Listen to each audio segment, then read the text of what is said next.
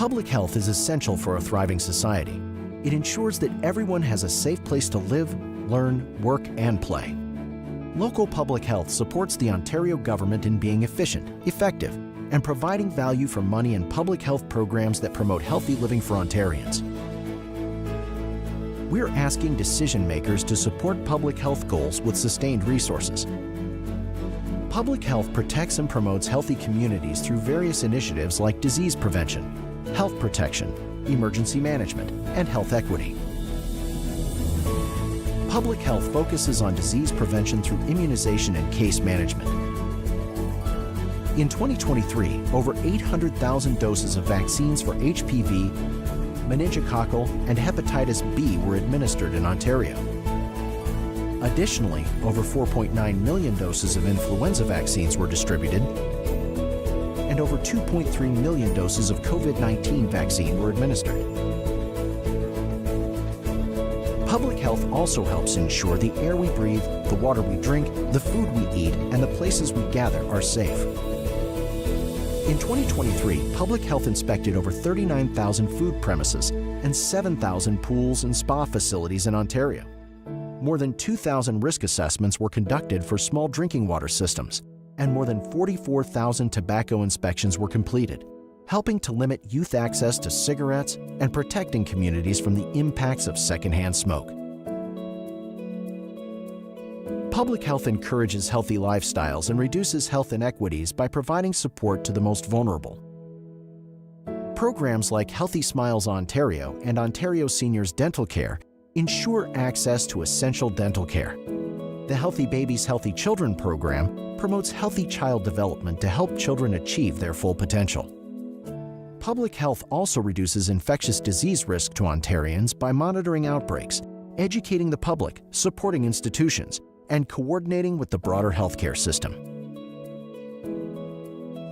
In 2023, over 3,000 services were delivered monthly by infection prevention and control hubs, and more than 1,250 IPAC complaints were investigated. Public health ensures continuity and resilience of the healthcare system during disruptions and emergencies that may put the health of Ontarians at risk.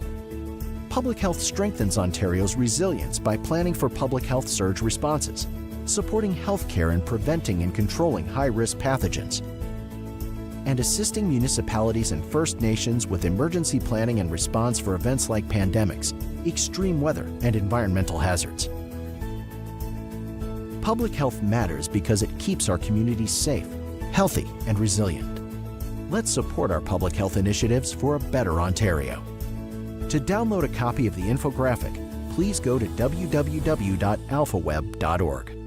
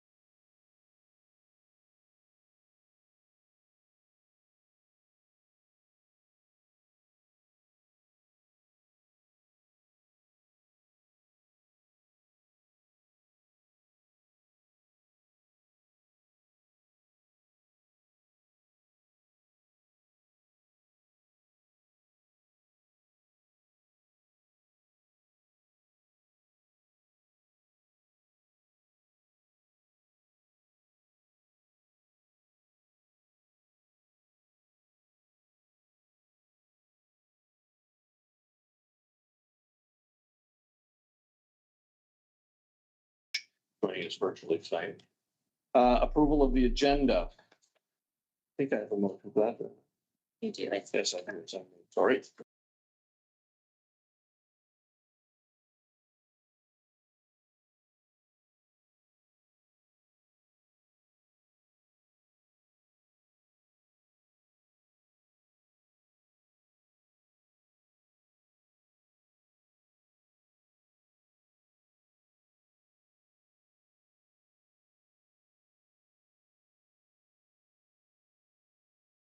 Claire Flowers is absent.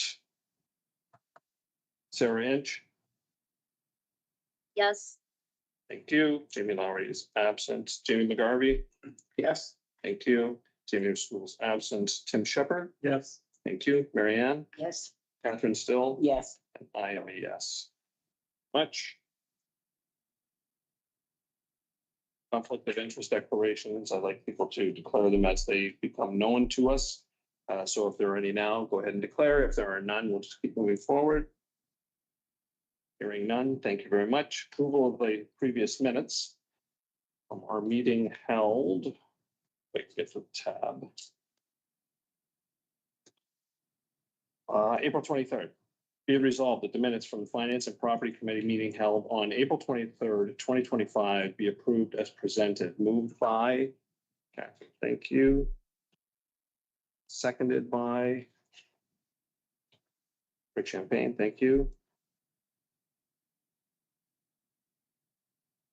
Is there any discussion on the minutes? Nothing noted? Anyone? Okay. Rick Champagne, Yes. Karen Cook, Yes. Claire's away, Sarah Inch, Yes. Jamie's away, Jamie McGarvey. Yes. Thank you. Jamie Stool is away, Tim Shepherd. Yes. Mary Ann Stickland, Yes. thank you. Catherine Still. Yes. Dave Wolf, yes, thank you very much. Date of the next meeting is September 24, 2025, time to be determined, and it will be in the North Bay office. Please put it in your calendar if it's not already there. Business arising, any business arising? None, thank you. New business, insurance program annual report. Is someone giving that report or are we just receiving that report? It is for your information, Paul. Is there anything that you wanted to speak to? It's just very briefly, it's an annual review regarding our insurance provider, High Rock.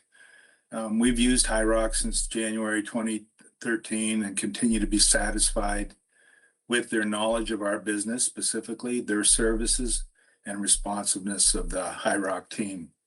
High Rock, as just a reminder, is a nonprofit reciprocal owned and governed entirely by subscribers, including more than 700 diverse healthcare organizations across Canada, and as such do not pay income tax, broker, or agent commissions. Any profit or excess surplus is returned to subscribers. This can represent up to 70% reduction over traditional insurance providers. Our 2025 rates increased 7.5% over 2024. I surveyed other public health units, and the increases respectively from their increases also range between 7 and 9%. So, and there's more detail in the briefing note, and I'd be happy to answer any questions if you have them. Any questions for Mr. Mascott? Yeah, Paul, just one question on item as far as board members, what does that insurance cover exactly? I can provide on a separate note the details of that, but it's primarily to indemnify any board members from any decisions that were made that weren't obviously vexatious or in that regard. So it's for all of you to be covered in case of a miscue. So there is liability for you on that and to indemnify you for any concerns. But I can provide additional detail outside the meeting if you need that, Rick. It's not a life insurance though. No. Is that essentially errors and omissions, Paul? Yes, that's exactly what it is, Dave. Okay, yeah, so that covers us for liability. Correct. Okay, Perfect. Thank you. Any other questions for Mr. Mascott on that particular report? Seeing none, thank you, Paul. I'm assuming that you're also giving the risk management assessment report? Yep. Okay, we have it. And if there are any questions of Mr. Mascott, I'll just give, if it's okay, Dave, I'll just give you a high level on that one too. Sure. So the briefing note outlines the progress of our integrated risk management efforts. Of the risks identified and managed, challenges continue to be caused by funding shortfalls, primarily resulting in inadequate staffing levels, including recruitment and retainment of staff. Ongoing discussions continue considering the upcoming provincial funding approach and the change management related to potential service delivery changes, also driven by the upcoming revised OPHS standards. Cybercrime will continue to be of high risk, not unlike with many other organizations, in fact, all. Yeah. But we do have people, process, and tools are continually being enhanced and tested to mitigate this risk. The management team will continue to monitor the risks and mitigation strategies, especially in the current context of change management and fiscal restraint. any questions for Mr. Mascott?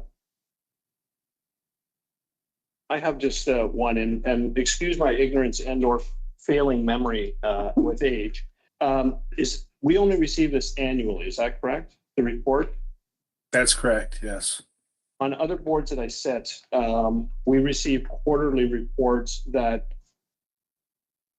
prioritize potential risks, actual risks, especially around things like cybersecurity and so forth, where we see when attempts have been made for breaches, et cetera.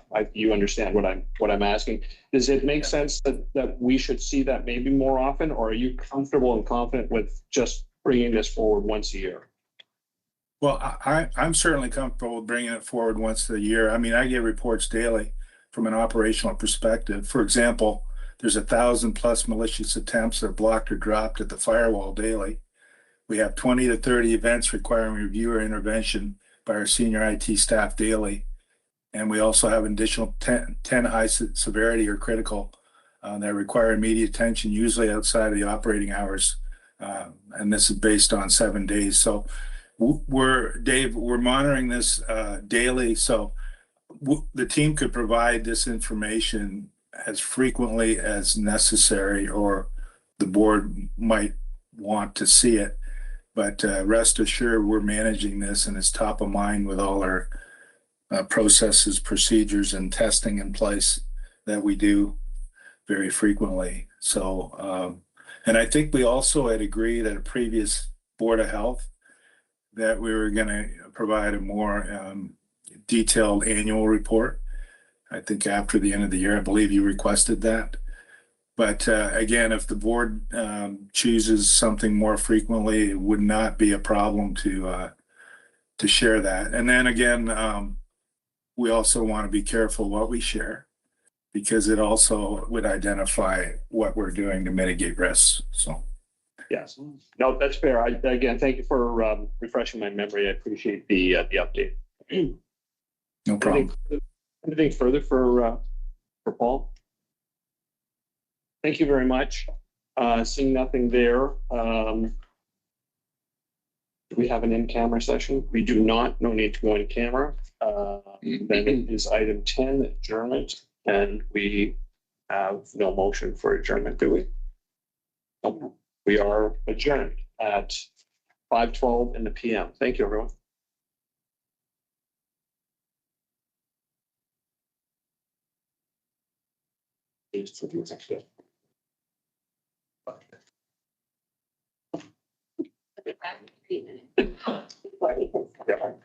that's the first that's ever happened.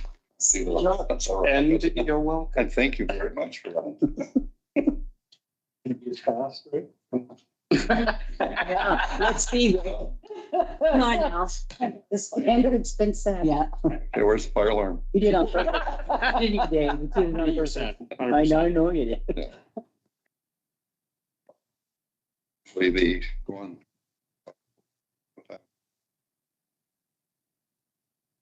That's the budget. That'd be the shirt. That'd be the shit, yeah. Thank you very much. I love the shirt. My favorite golf shirt.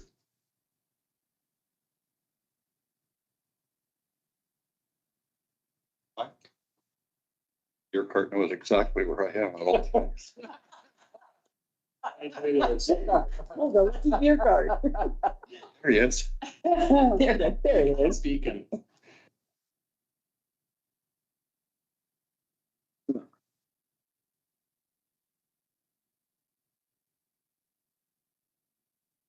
So what we're doing is added to item 7, but we're gonna do it at item 2A for, Yeah, so that motion will Yeah. come forward before the approval of the agenda.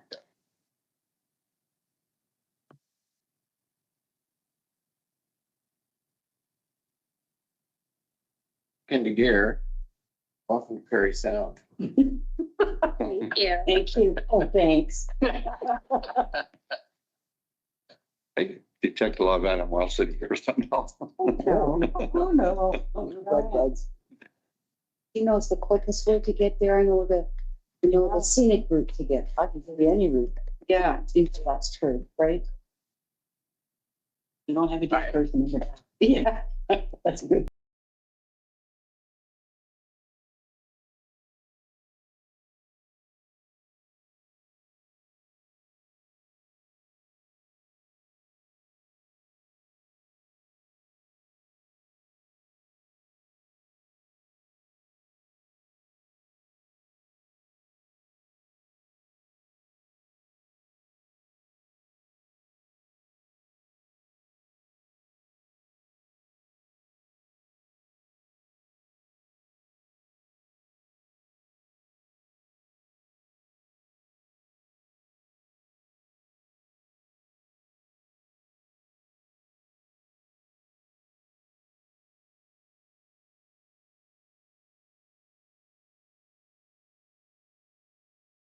Before we start the meeting, I just wanted to also thank you for being here in presence of the mayor from Perry Sound, Jamie McGarvey, and thank you for having us.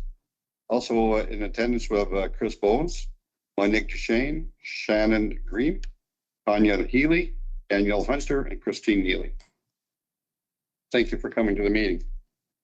Before I call the meeting to order, we have a little change, which is adding 7.1 amendment to the agenda, which is the report from Alpha Conference. And we'd like to be able to do that under item 2, because Sarah Inches has another commitment, so she wants to do her presentation. Yeah, so we're gonna do it under. Item 7, okay. So there's a slight change to the agenda, so we'll have to ask for a mover and a seconder to change the agenda. So I need a mover. Wolf. Second by Catherine Still. Whereas Association of Local Municipality Health Agency Alpha 2025 Conference and Annual General Meeting recently we concluded on June 20th, 2025. And whereas 2 members of the Board of Health attended the event, obtained information, and whereas it is beneficial for the board to receive a summary report for the conference highlights and key takeaways.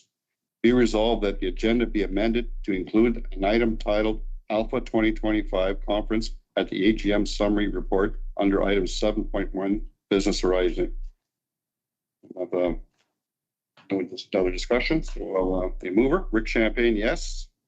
Karen Cook, Yes. Sarah Inch, Yes. Jamie McGarvey, Yes. Tim Shepard, Yes. Marianne Stickland, Yes. Catherine Still, Yes. Dave Wolf. Yes. Carried. Also, Blair Flower, Jamie Lowry, and Jimmy Restool are not here tonight, so with the regrets. Thank you. So we'll move on to is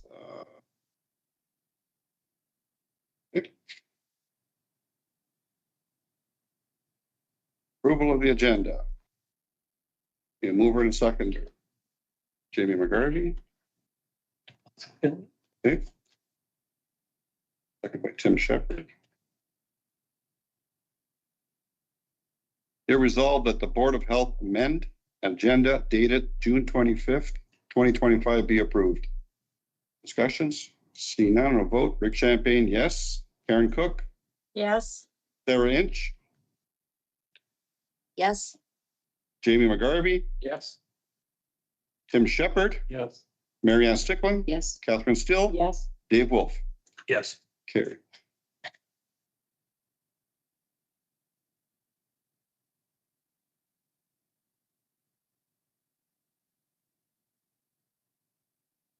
Notice of motion amended, right? Pardon me? Yeah. So conflict of interest or declaration thereof, if anybody has anything, just bring it forward if you so see it come forward. Item 4, presentation, North Bay Parry Sound Health Unit Strategic Plan Updates. Mr. Chris Bowes first. Congratulations on your I think this is the first board meeting I've been, so hi everyone, my name is Chris Bowes. I'm the Executive Director of Organizational Effectiveness, and I'm joined today by Danielle Hunter, who is the Manager of Foundational Services, Communications, and Quality Assurance. And online, we have our co-presenters attending virtually, Shannon Green, Human Resources Coordinator for Human Resources, and Tanya Healy, who is the Mental Health Coordinator for Community Health. And we're pleased to bring an update today on the progress related to the 24 to 27 strategic plan for the health unit. And so today, we're going to do a recap of priorities and strategies, the implementation progress, and then highlight a couple of strategies. So we're going to provide a brief recap of what the priorities and strategies are under the strategic plan. We're going to go over the implementation progress in the past year, and then we're going to have a strategy spotlight presentation on 2 of the strategies that Tanya and Shannon will both be presenting. And so this will be 2 of the 11 overall strategies we'll speak to. And our goal is going to be to attend board meetings twice a year and give updates related to different strategies and highlight the work that's being done related to the strategic plan. And so today is also going to have an overall update of the strat plan just for a refresher for people. And so our strat plan begins with looking at the vision, mission, and values, which anchor a strat plan for an organization. It identifies what we strive for in as an organization, which is our vision, a healthy community for all, how we will go about achieving our vision, which is our mission to foster healthy communities through partnership, preparedness, prevention, promotion, and protection. And then we'll also look at the values that every member of our organization holds that guides our daily work. So our values, as a reminder, accountability, we serve responsibly with honesty and transparency. Adaptability, we respond flexibly to emerging trends and circumstances. Collaboration, we increase capacity and connection through partnership. Equity, we act justly and fairly, respecting unique needs. And empathy, we are compassionate and understanding. So I'll go over just quickly the 3 priority areas of our strat plan. And priority 1 is a focus on organizational well-being with a goal of enhancing engagement, learning, wellness, and development in our culture. Under this priority area, there are 4 strategies. The first being establish pathways alongside employees for their growth and development. Next, foster leadership through improved performance management and succession planning. Third, which we'll be hearing about today from Shannon, nurturing a psychologically healthy and safe workplace. And finally, strengthen communication, understanding, and cohesion within teams and programs. Our second priority is a focus on health equity, and with a goal of catalyzing community attention and allocation of health unit resources to addressing social determinants of health. And there's 4 strategies under this priority area as well. The first being strengthening organizational and public understanding of discrimination, racism, and racial equities public health issues. The second is fostering Minimum Waterland, which is the good life with Indigenous partners, communities, and individuals.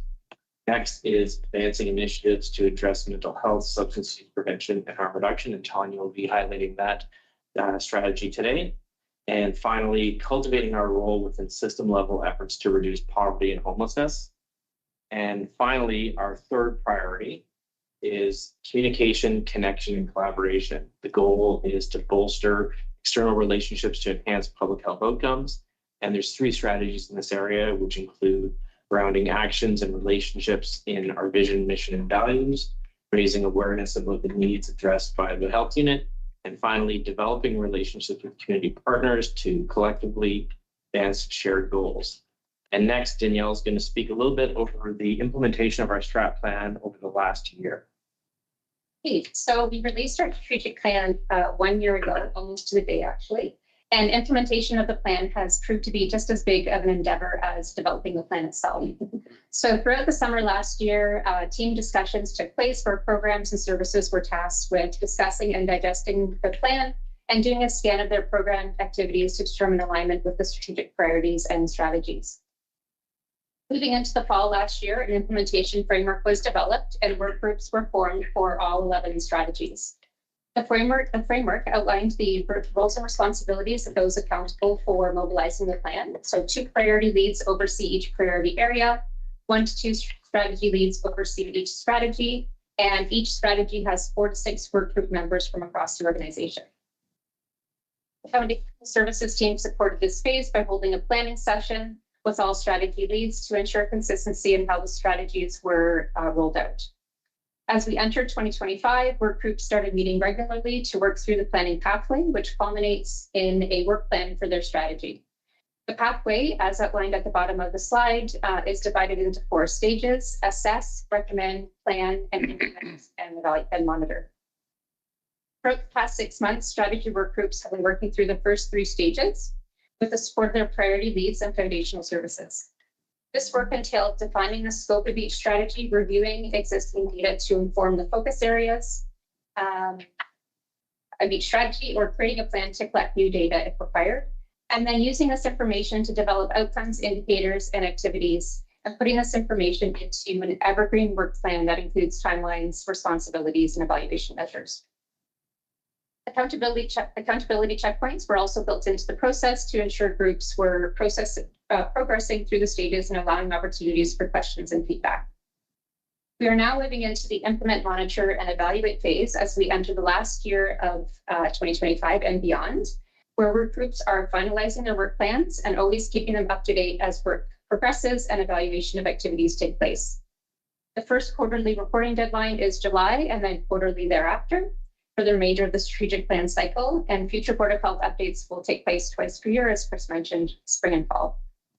Lastly, evaluation touchpoints have been planned throughout the strategic plan cycle to reflect on the effectiveness of the implementation of the plan itself and make improvements where needed along the way. So we're going to move into our first strategy spotlight, and I'm going to hand it over to Shannon online. Thank you, Danielle. So as mentioned, the strategy that I am leading is to nurture a psychologically healthy and safe workplace. So as Danielle highlighted, all of the work groups are moving through those 4 planning pathway stages. And this work group completed the assess stage earlier in 2025, where we defined key concepts that are going to serve as the foundation for this strategy. We also did data collection, but more focused on data review of existing data and also doing some analysis of that data. We also reviewed a logic model that was already in place by the internal mental health working group, and that's a work group that was established prior to this strategy, and that work group was responsible for starting the foundations that we're now building off of. We are now strongly in the recommend stage. We're just wrapping that stage up. We're determining our outcomes, and we're revising and updating that existing logic model. So let's start with some of the key concepts, just so everyone in the room is on the same page about where we're going to take this strategy and what's really shaping it. So psychological safety. That's an employee's shared beliefs that they can take interpersonal risks, such as sharing ideas, asking questions, and speaking up, all without fear of reprisal. Psychological health is a state of well-being that enables a person to effectively cope with the normal stressors of life, realize their abilities, learn well, and work well. And psychological health can be interchangeable with the term mental health. A psychologically healthy and safe workplace is a workplace that promotes employees' psychological well-being and actively works to prevent harm to worker psychological health. And the last concept is a psychological health and safety management system. And this is a systematic approach to develop and sustain a psychologically healthy and safe workplace through the prevention of harm, the promotion of health, and the resolution of incidents or concerns. As far as data collection and review goes, what we really focused on was the National Standard of Canada for Psychological Health and Safety in the Workplace. And why we're paying so much attention to this standard is that it is really considered the gold standard for psychological health and safety in the workplace. It was created in 2013 by the Mental Health Commission of Canada in collaboration with the Canadian Safety Association. It was the first of its kind at the time worldwide, and since then it's been adopted by countries around the world. And what makes this document really, really great is that it outlines the minimum requirements for a workplace psychological health and safety management system. And those requirements are broadly categorized into areas such as commitment, policy, leadership, assessment and control of psychological hazards, as well as how to monitor and evaluate a system. The other big component to this document is that it identifies 15 psychosocial factors that all workplaces can control to protect and promote psychological health and safety in the workplace. And so if you're not familiar with those psychosocial factors, I've listed a few of them here. So they are things like clear leadership and expectation, stability and respect, recognition and reward, growth and development, workload management, engagement, and involvement and influence. Now, all of these psychosocial factors are on a continuum, meaning that any one of these factors can either safeguard a worker's health or they can put a worker's psychological health at risk. The last piece I'll speak about in regards to this document is that it also comes with an internal audit tool where an organization can use that tool to assess where they are in terms of meeting the standards requirements. And so part of our data collection, review, and analysis was to do a gap analysis using that internal audit tool to identify how our current system is meeting the requirements. Additional data that we looked at were results from the 2023 Internal Mental Health Staff Follow-up Survey. The results really identified the psychosocial factors that staff are feeling that are protecting their mental health, and also those that have the potential to pose risk. It also revealed that perceptions of psychological health and safety vary between programs and services, and that unique needs are within the health unit and that those needs are constantly changing. So what that really highlighted for our work group is that whatever activities that we roll out to bring this strategy to life, they're going to have to be adaptable to programs and services and their needs, and also adaptable to changing times. We also consulted the Strategic Plan Discovery Report, which further identified psychosocial factors that are protective and those that are presenting risk. And we did environmental scans of our policies and procedures to see how they were lining up with the national standard. And we also looked back at training evaluations from previous offerings that we've done in regards to psychological health and safety. And we collected some anecdotal feedback as well from staff. When we looked at all of the data, we identified strengths. So we have a robust occupational health and safety management program already in place. And this program already meets many of the requirements of the National Standard of Canada. So it will be a lot easier for us to weave in those psychological health and safety components, knowing that we already have the framework in place.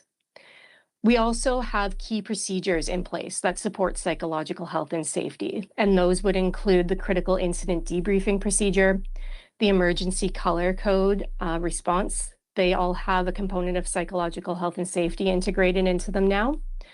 The hazard analysis was updated to identify psychological hazards in addition to the traditional hazards. And the job demands profile procedure was also updated so that when doing job demands, we're assessing for the demands that are psychological in nature. Our data collection and research also, sorry, Danielle, can you go back one, please? Thanks. It also revealed that we have supportive environments in place. Most staff feel that the workplace is already full of support from peers, and in general, staff feel that the workplace is one where there is civility and respect. And as I mentioned earlier, we're also, another strength is also the internal mental health working group, which has already been advancing psychological health and safety.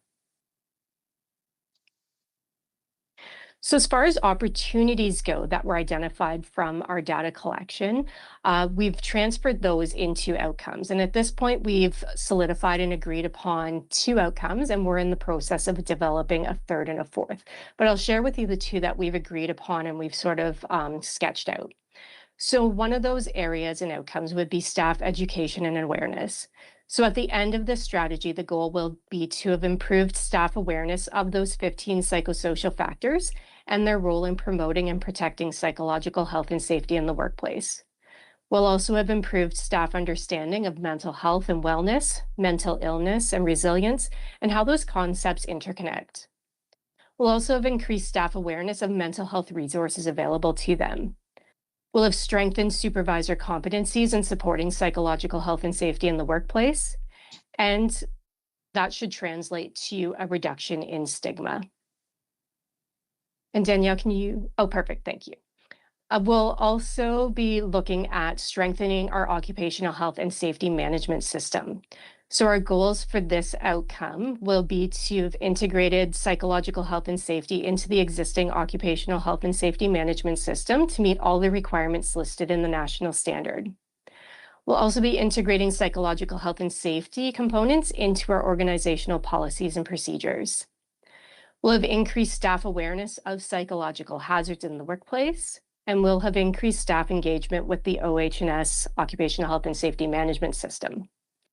We'll also have improved HR awareness of psychological job demands and have increased the capacity of human resources and the Joint Health and Safety Committee to effectively respond to psychological hazards.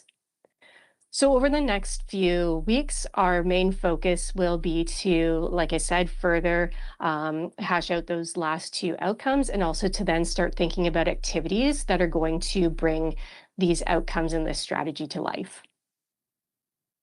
Great, thank you, Shannon. And I hand it over to Tanya, who's also online for our next strategy spotlight. Thanks, Danielle. Good evening, everyone. Can you hear me okay? Yes. Yes, okay. All right, so I am co-leading Priority 2 Strategy 3 to advance initiatives to address mental health, substance use prevention, and harm reduction. And I'm excited to share our progress with you and give you a sense of our direction. So over the last 6 months, we have focused on these 2 planning stages. In the assess stage, we have conducted a situational assessment, which involved looking at a variety of data sources, including the Discovery Report and population health data sources, such as the Canadian Community Health Survey and the Child and Youth Health Survey, as well as the Planet Youth Nipissing data, best practice documents, and the Ontario Public Health standards. We also conducted a SWOT analysis as a working group.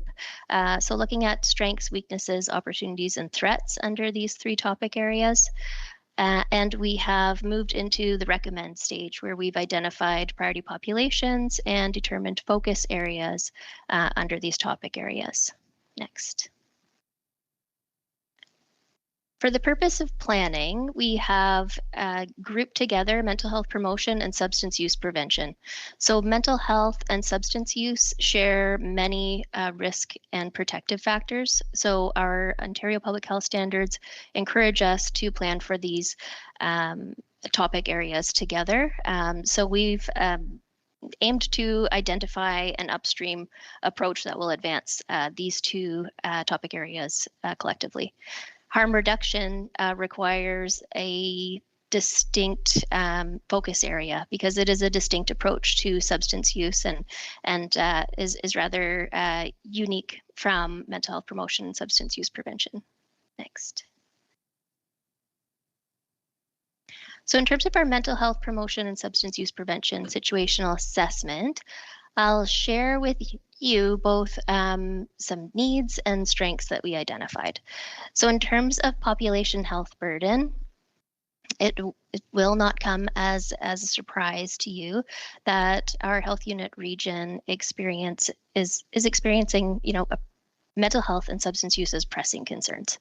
And this is shown not only through population health data, but also through the voices of our interest holder groups.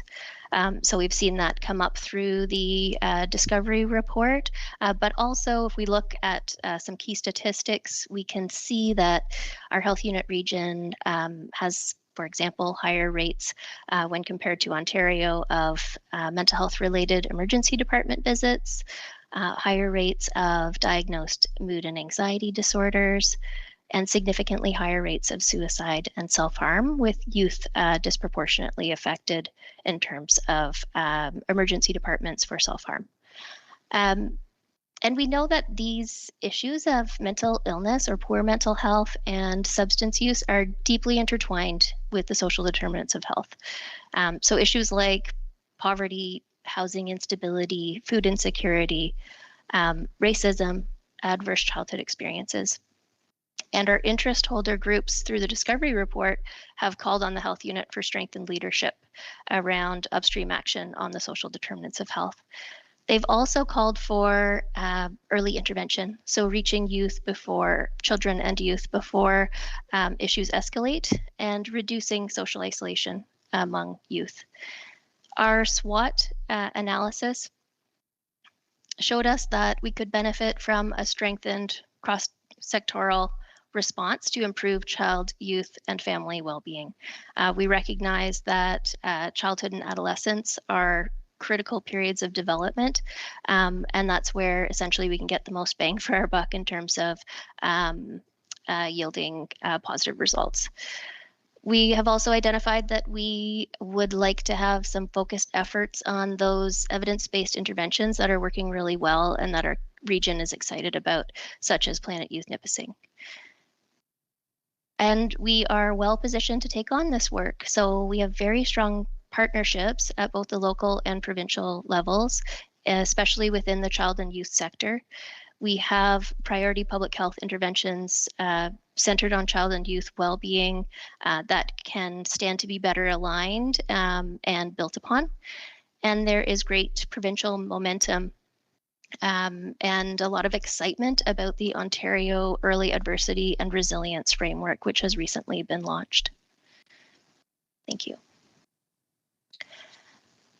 So when we start to narrow in on a focus area, all evidence points us in the direction of strengthening child, youth, and family well-being. Our goal is to improve child and youth well-being by promoting and supporting the implementation of the Ontario Early Adversity and Resilience Framework as an upstream equity focused approach that allows us to align and identify priority evidence-informed interventions, and to do this across sectors through cross-sectoral collaboration, and to address the social determinants of health collectively.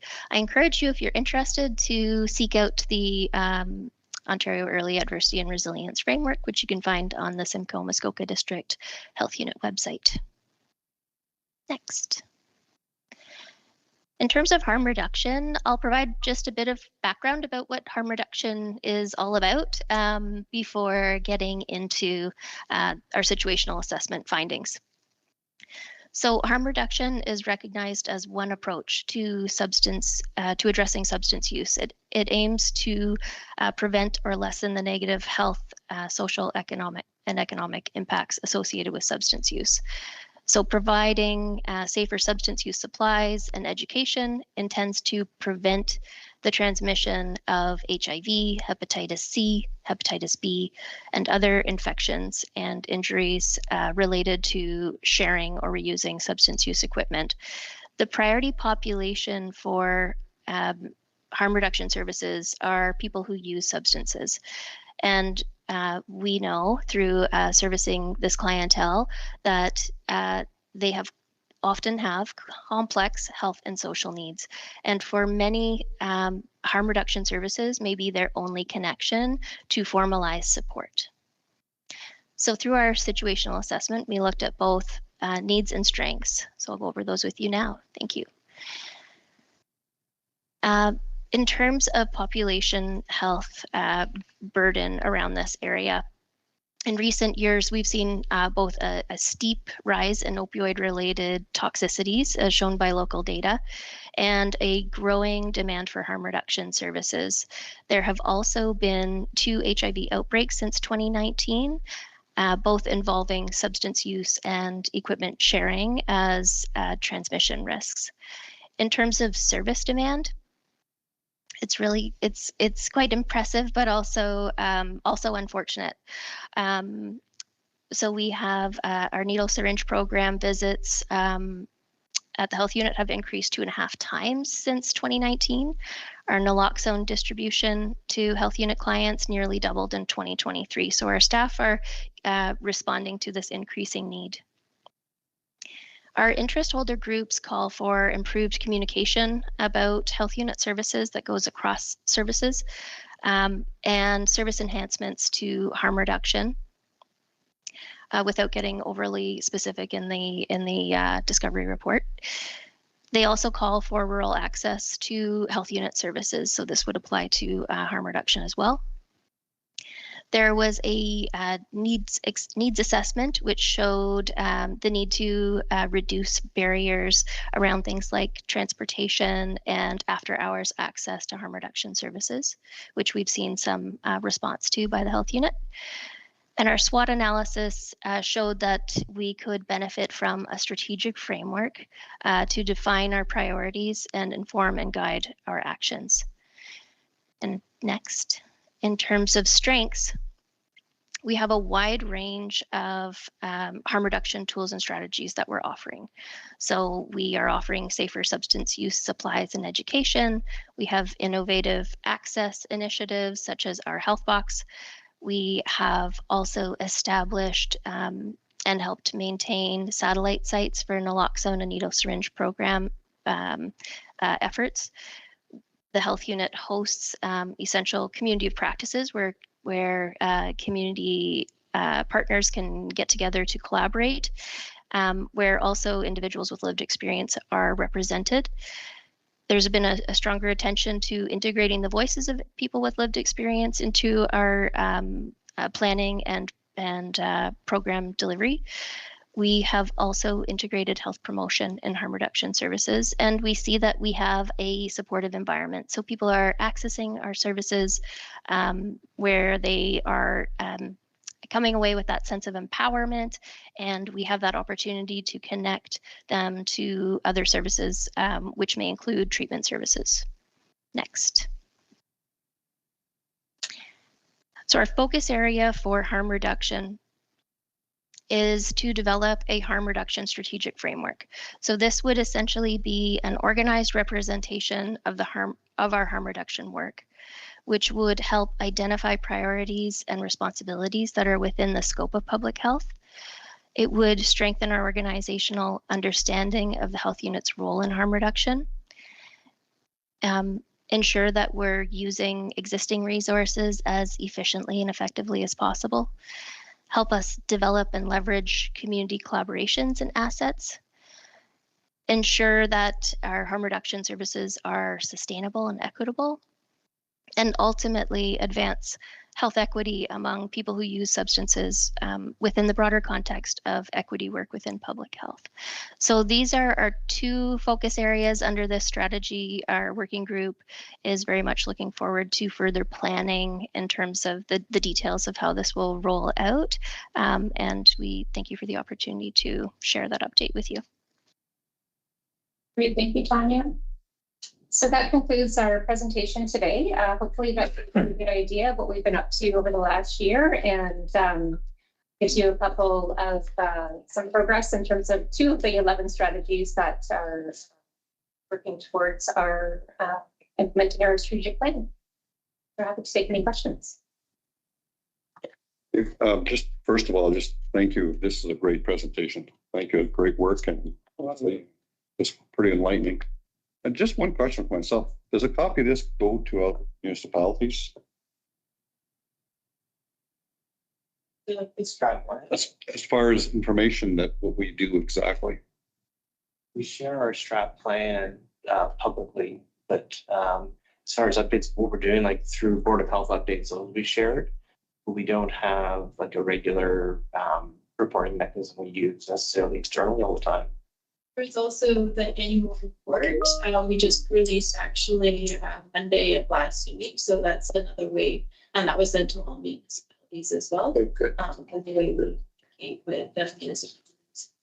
Did you get that question a lot from the outside that asking questions because of homelessness and everything that's happening in our district? What exactly are we doing? And you don't have always have the answers. So how do we get that out to the public? How do we get that out to the municipalities so they can let their people know? To kind of follow the GIF, what I'm trying to get across. Yes, Jamie. I fully support that because I know that I think Ashley's been sending the minutes out, that sort of thing to the different municipalities.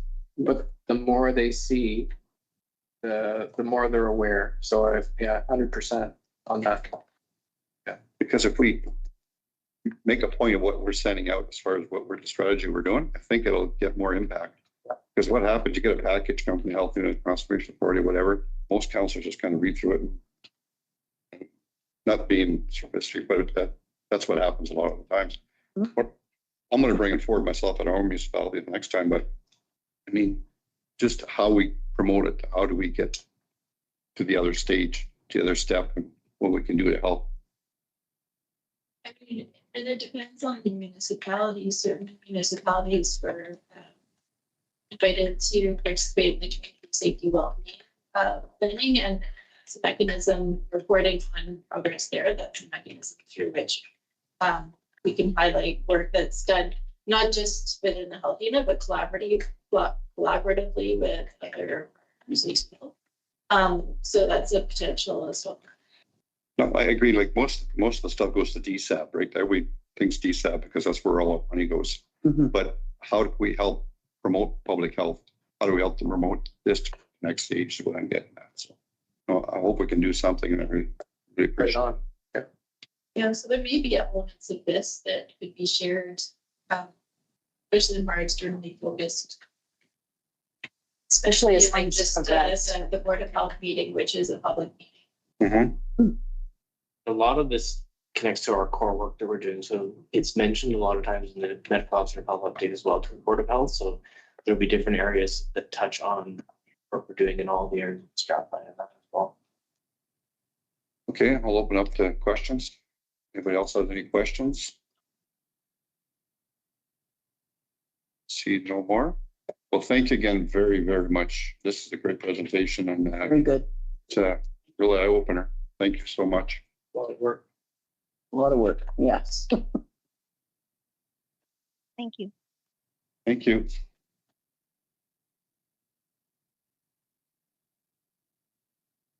And there are copies of the in report here as well. Oh, thank you. Nice.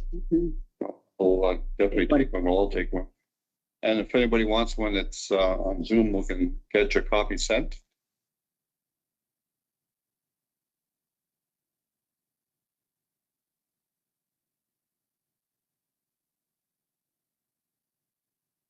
You get to read, you could get to. It's fun. Yeah, it's fun now, right? Yeah, that's right.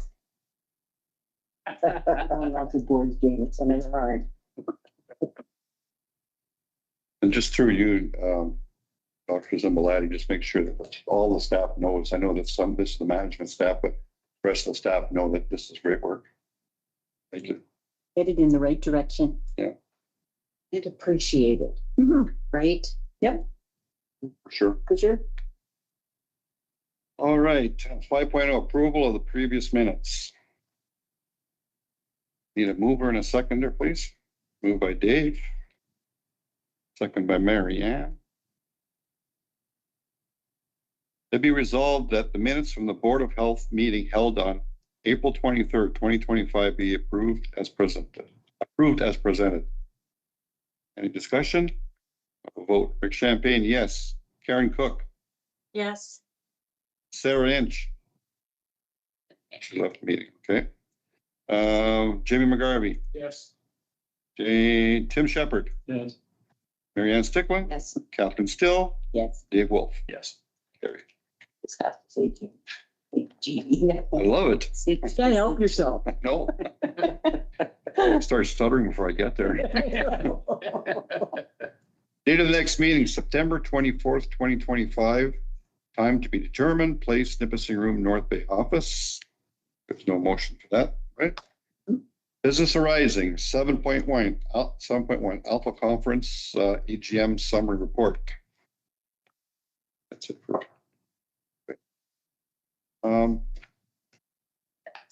Yeah. Unfortunately, Sarah had to leave for another meeting that she had. So I'll read what she had as far as her conference summary. I'd like quickly to share some highlights from the recent Alpha Conference, where public health leaders from across Ontario came together. Here's what stood out for me. Item A, a new framework on early years adversity and resilience was adopted. It highlights how early childhood stress affects long-term health. An update was added, also recognized the role of childhood food insecurity. Kind of like we were just talking about a few minutes ago. That's which basically all the health units are running into the same problem. We're not the only ones. Item B, a resolution about lead exposure for imported products like spices, cosmetics was brought forward. The wording was adjusted to encourage Health Canada to take action on this issue. Can you elaborate a little bit, Dr. Whiting, what she meant by that? Because you're Yeah, so many imported cosmetic spice products contain harmful metals, and they aren't necessarily inspected. Lead is a common ingredient in these, especially in cosmetics that cause a whitening. So obviously these pose health risks, and it is a gap right now in terms of because they're not a food, they're not inspected under that legislation. Similarly, they're not necessarily they're not inspected as a drug. The resolution was calling on Health Canada to examine the issue and identify how possibly they can try to fill this. Yeah, there was just some wording that had to be changed, but then the motion did go through and go into Health Canada. So then finally, growing focus on social health that includes tackling loneliness and promoting stronger human connection. Alpha is working on a group called Gen Well to support this work. Again, we're all talking about the same thing here, and everybody has the same issues and so on and so forth. Overall, it was a productive and professional conference with strong focus on fairness, prevention, collaboration, and thankful for a chance to represent our board on these conversations. That was Sarah's words. Myself, a few things that stood out for Dr. Whiting, Dr. Zimbalati. I've done that twice today. You go back a ways. Oh, I know. We listened to Doug Ford a little bit. Unfortunately, he couldn't be there. He spoke on Zoom, and also Minister Sylvie Jones also spoke. Doug Ford basically told us what usually you want to hear is that public health is very important. That's fine. Just the dollar value needs to come with it. Exactly. That's just my take on it. And Sylvie Jones also talked about the importance of public health, and the way she talked for a few minutes, and unfortunately didn't have the opportunity to ask any questions, but there's something coming, and I assume whatever she's talking about is going to show up at AMO. That's what usually happens every year. Nobody really tells us anything at Alpha, but everybody has the same concerns, correct, Dr. Zimbalati? And again, I apologize for that. But again, then we talked about funding.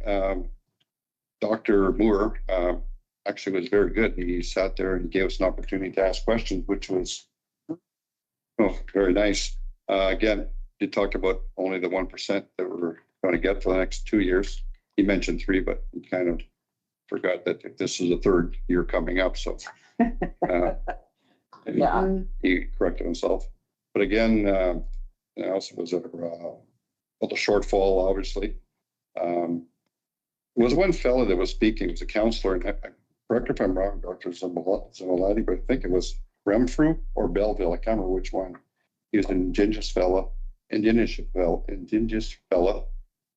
he took it to heart more than anything else, like himself, as far as Bill C5, C4, C3, C2, that he doesn't feel that they're heard. And again, it was more an individual issue, but I did understand part of what he was saying, but he wanted the Health Alpha to say, go against C5, but unfortunately that was on Thursday. C5, the bill passed. So it's kind of a moot point at that time, but they feel that they don't have enough skin in the game when all this is happening. But listening to our Prime Minister speaking, he said there's going to be more collaboration coming up. So we'll see if that happens or not, but hopefully that does happen. And again, the 1% and next 2 years, and spoke a little about the margins on some health issues. And also we made a dream catcher. Was it a dream catcher or a shield? Yes. Actually, we made it from scratch. It was really nice. And the fellow speaking, Matheson, I believe it was. No. Oh, that was the different presenter, yeah. And we talked about the local issues. And Mr. Matheson, which is a political analyst, was very good to listen to him. He was actually to the point he talked about last year when he spoke, how things are going to happen in the future. And he was pretty well 90% right on. So he talked about the future again. And he's hoping that the new government is going to be a lot easier to work with. And funding will come down. It should be coming down towards public health. So that's what I got out of it. To see something else, Dr. Zamolati, that I love. What I really gleaned, and no surprises that, with the increase in defense spending that's coming and the real focus on economic development for both the and federally, that the name of the game for public health is innovation.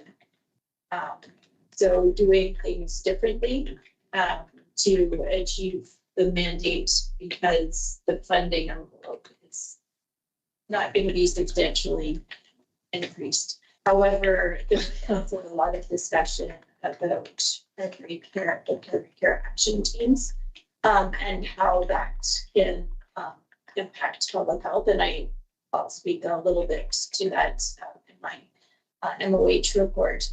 But I think the discussions at the conference really did highlight that this is an opportunity for public health in terms of our collaborative efforts with primary care and finding new ways to meet our mandate. So overall, there was a lot of insight gained from the conference. There was some talk about the mergers a little bit, but nothing major. Like a lot of people that looked at being merging hasn't happened yet. Again, the funding formula is not completely 100%. So in one way, I'm kind of happy we didn't merger, because we would go through this exercise, which we did the first place, and really nothing's happening. And the ones that were going to happen were already in place before this all happened. So. And the indication is there's no appetite with the ministry currently to pursue further measures in the short term. Exactly. They have their 4-year mandate. I didn't say that out loud, did I? I did. Okay, that was our report, and that was a great conference.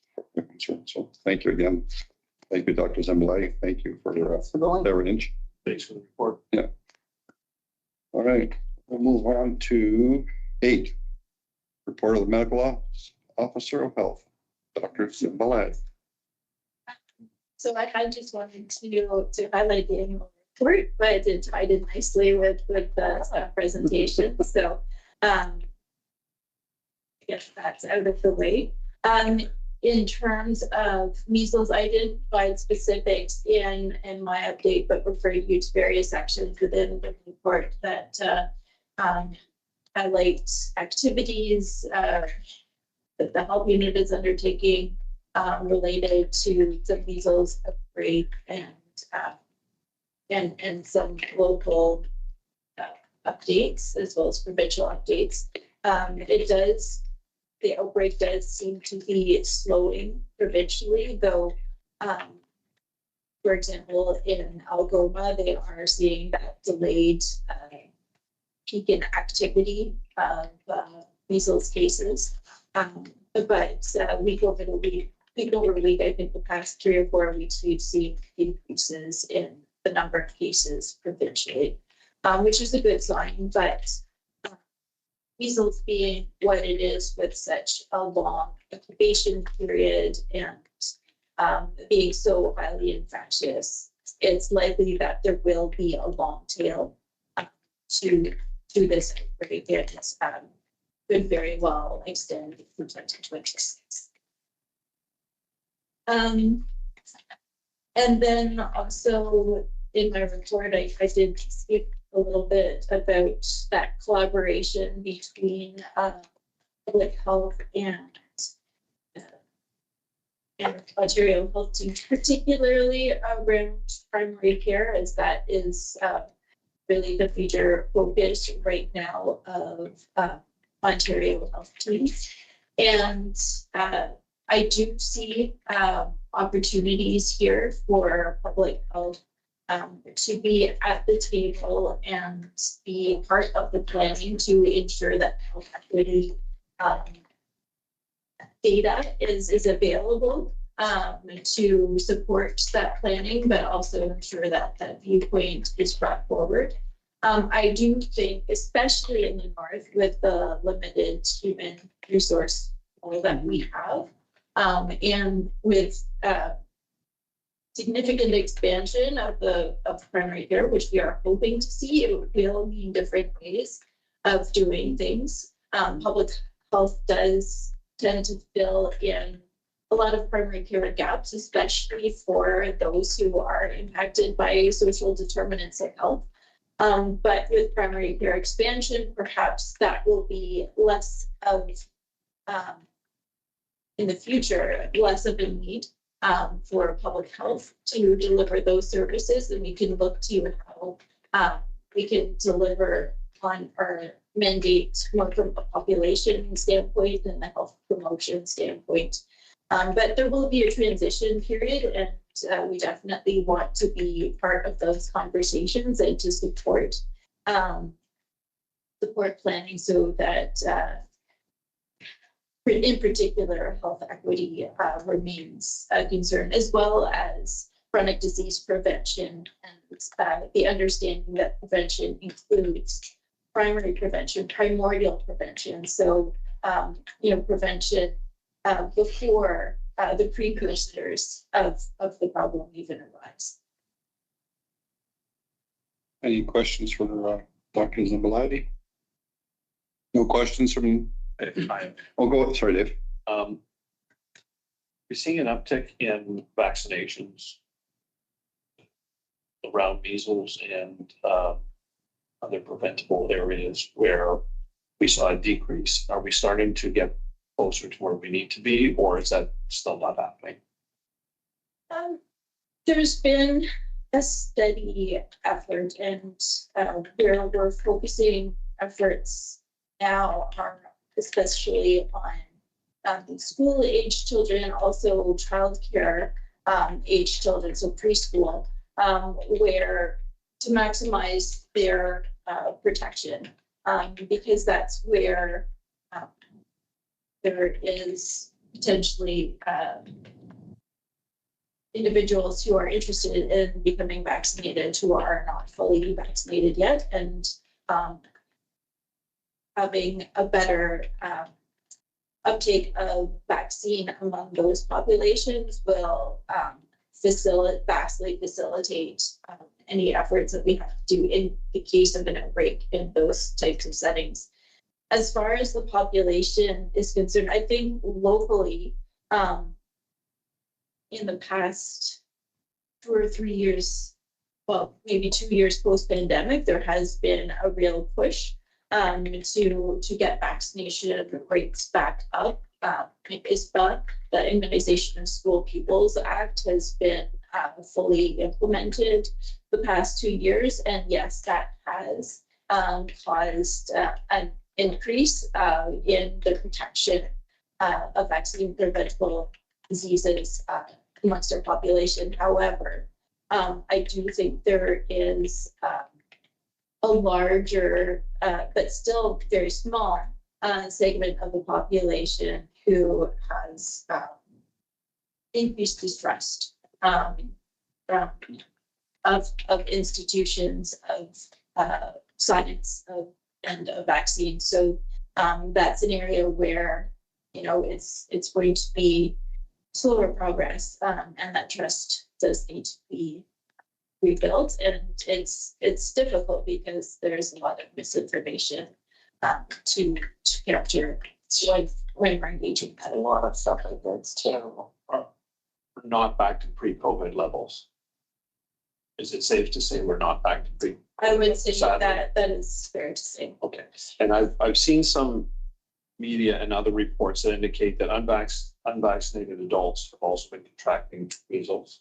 And do we have a high percentage of our population that are at the adult level that are unvaccinated? Do we know that? Do we track these kinds of things, or do we not know? There is no database to track it in adults.